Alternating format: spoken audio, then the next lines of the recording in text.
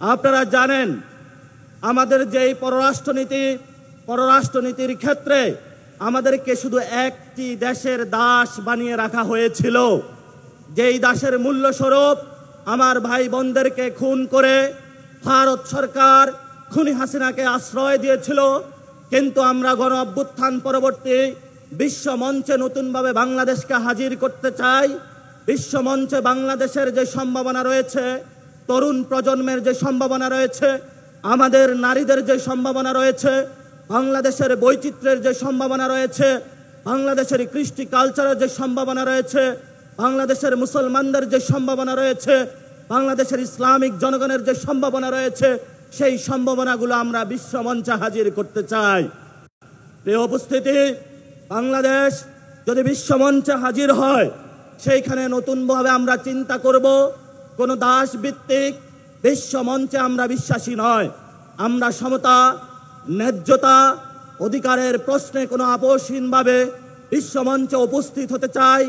আমরা আমাদের এখানে রোহিঙ্গা সংকট থেকে শুরু করে গাজা সংকট, কাশ্মীর সংকট, ইয়ামিন সংকট থেকে শুরু করে বিশ্বের যে জায়গায় নিপীড়িত মানুষ রয়েছে, তাদের সাথে আমাদের পররাষ্ট্রনীতির প্রথম ধাপ সংযোগ হবে।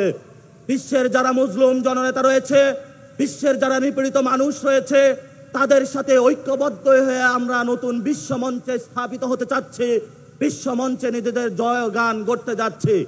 আপনারা জানেন বাংলাদেশে আমরা গত 50 বছরে কোনো একটি দল বলি, দুটি দল বলি, সংবিধান বলি, সর্বক্ষেত্রে এক বা দুইটি দেশ বা তিনটি দেশ বা বিদেশি সাহায্য নির্ভর বা জাতিসংঘের যে সিকিউরিটি কাউন্সিল রয়েছে, সেগুলোর বাহিরে গিয়ে পৃথিবীতে অন্যান্য রাষ্ট্র যে বিরাজ করে, সেই বিরাজমান রাষ্ট্রগুলোর সাথে আমরা কখনো সম্পর্কের ভিত্তিতে নতুন একটি দেশ যে চিন্তা ভাবনা করতে পারবো, তা পলিটিক্যাল যারা কমিউনিটি রয়েছে, রাজনৈতিক নেতৃবৃন্দ রয়েছে, তাদের মধ্যে সেই মনোমজগতে আমরা কখনো সেই শুভবুদ্ধির উদয় দেখি নাই।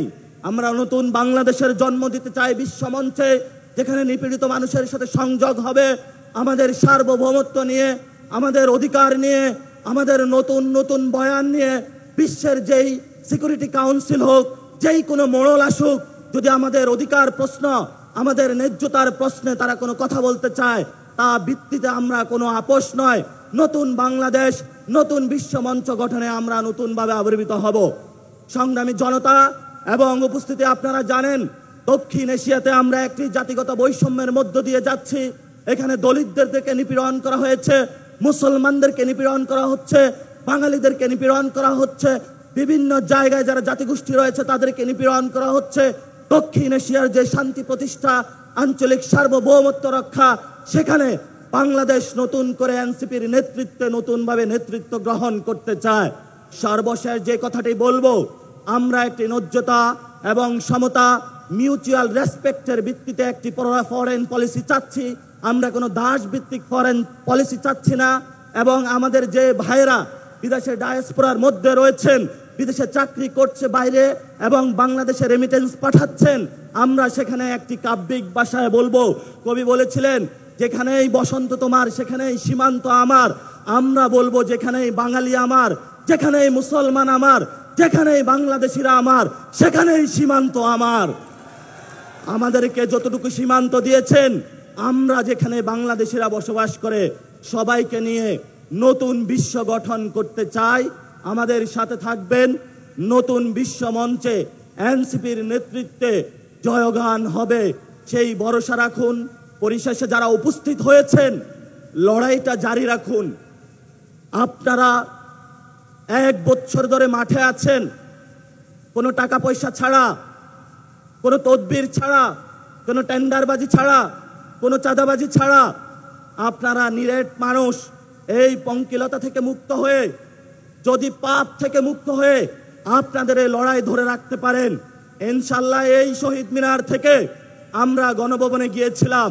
আগামীতে আজকে ইনশাল্লাহ নাহিদ ইসলামের পক্ষ থেকে যে কর্মসূচি ঘোষণা করা হবে, সারা বাংলাদেশে কর্মসূচির মধ্য দিয়ে এই শহীদ মিনার থেকে ইনশাল্লাহ আমরা পার্লামেন্টে গিয়ে সরকার গঠন করব। সেই সরকার গঠনের আহ্বান জানিয়ে জাতীয় নাগরিক পার্টির প্রত্যেকটি নেতাকর্মীকে মাঠে থাকার জন্য আহ্বান জানাচ্ছি। ধন্যবাদ সকলকে।